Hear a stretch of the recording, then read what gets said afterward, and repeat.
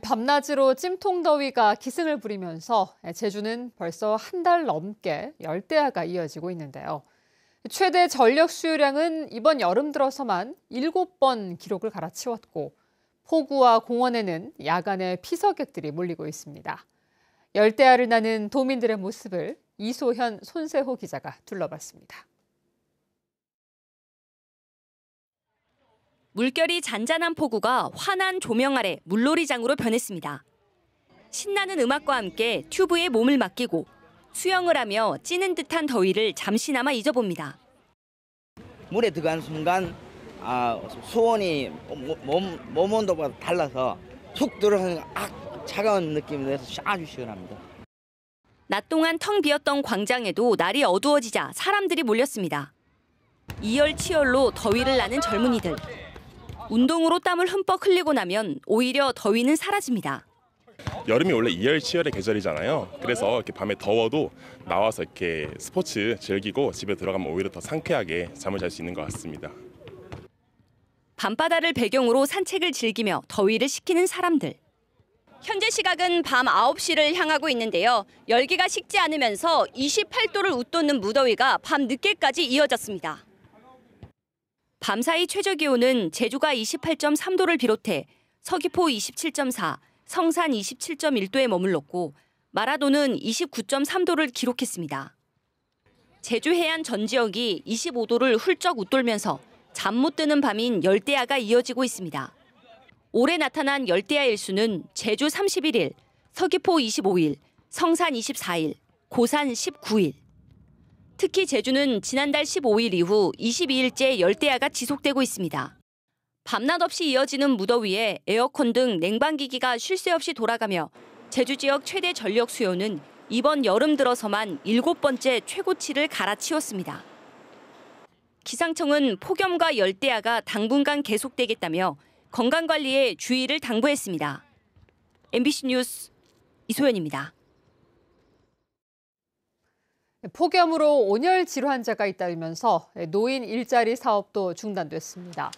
제주시는 최근 주민센터 등에 공문을 보내 야외에서 이루어지는 노인 일자리 사업을 이번 주에는 중단하라고 지시했고 나머지도 근로시간을 단축하라고 권고했습니다.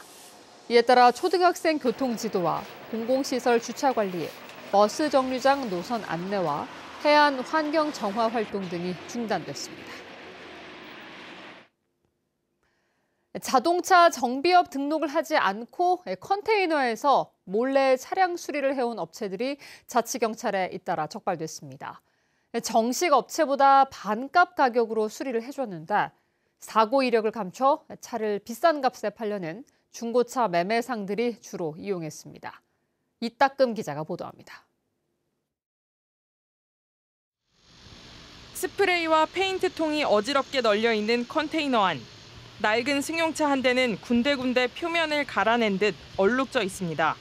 옆 작업장에는 하얗게 도색을 마친 외제차 한 대가 파란 비닐에 쌓인 채 주차돼 있습니다.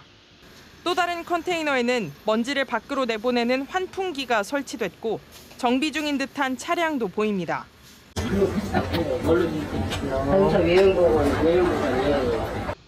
자동차 정비업 등록을 하지 않고 불법으로 판금과 도색 작업을 해온 업체들인데 자치경찰이 4곳을 적발했습니다. 이들은 정식 업체보다 싸게 낸 반값의 수리 가격을 홍보하며 온라인 중고거래 사이트에서 고객을 모집했습니다. 중고차 매매 업체들이 차를 좋은 값에 팔기 위해 사고 수리 기록을 남기지 않으려고 주로 이용했습니다. 고객 차량의 블랙박스를 끄고 외부에서 전혀 보이지 않는 컨테이너 안에서 밤에만 작업했고 공영주차장을 작업장 출입구로 사용하며 단속을 피한 곳도 있었습니다. 불법 정비업체 작업장 앞에 위치한 공영주차장입니다. 업체는 이곳에 차량 2대를 상시 주차했다. 정비 차량이 들어오면 차를 빼 출입시키는 방식으로 공영주차장을 개인 주차장처럼 사용하기도 했습니다. 또 일부 작업장은 도색을 하면서 생기는 오염물질을 환풍기를 통해 그대로 외부에 배출했습니다. 수리 과정에서 이제 문제가 생겼을 때 배상 부분을 제대로 받지 못할 수 있는 문제가 있기 때문에 무등록 업체의 차량을 의뢰하는 것은 좀 주의할 필요가 있다고 생각합니다. 업체 4곳이 길게는 3년에서 짧게는 수개월 동안 불법으로 정비한 차량은 대략 수백 대. 자치경찰은 거래 내역을 통해 정확한 범죄 규모를 파악하는 한편 업주 4명을 자동차관리법 위반 혐의로 입건하고 대기환경보전법 위반 혐의도 수사하고 있습니다. MBC 뉴스 이따금입니다. 제주 하수처리장 현대화 사업이 정부의 예산 지원을 제대로 받지 못해 어려움을 겪고 있습니다. 제주도는 이달 말에 확정되는 내년 정부 예산안에 제주 하수처리장 공사비 470억 원을 편성해달라고 환경부에 요청했지만 환경부가 112억 원만 반영했다고 밝혔습니다. 제주도는 기획재정부와 추가로 협의한 뒤 국회의 심의 과정에서도 예산을 늘려주도록 요청하겠다고 밝혔습니다. 제주에서 노동자 사망 사고가 이어지면서 노동계가 진상규명과 함께 재발 방지 대책 마련을 촉구했습니다. 민주노총 제주지역본부는 정부 제주지방합동청사 앞에서 기자회견을 열고 지난달 도내 쿠팡 노동자 2명이 쓰러지고 그중 1명이 숨졌는데도 고용노동부의 특별근로감독이 이루어지지 않고 있다며 재발 방지 대책이 마련될 때까지 투쟁하겠다고 밝혔습니다. 한편 쿠팡 노동자뿐 아니라 한림 외항 컨테이너 사고와 문화재 조사 사고 등 지난달에만 노동자 3명이 작업 중 숨졌습니다. 휴대전화로 제주어를 확인할 수 있는 제주어 모바일 사전이 개발됐습니다.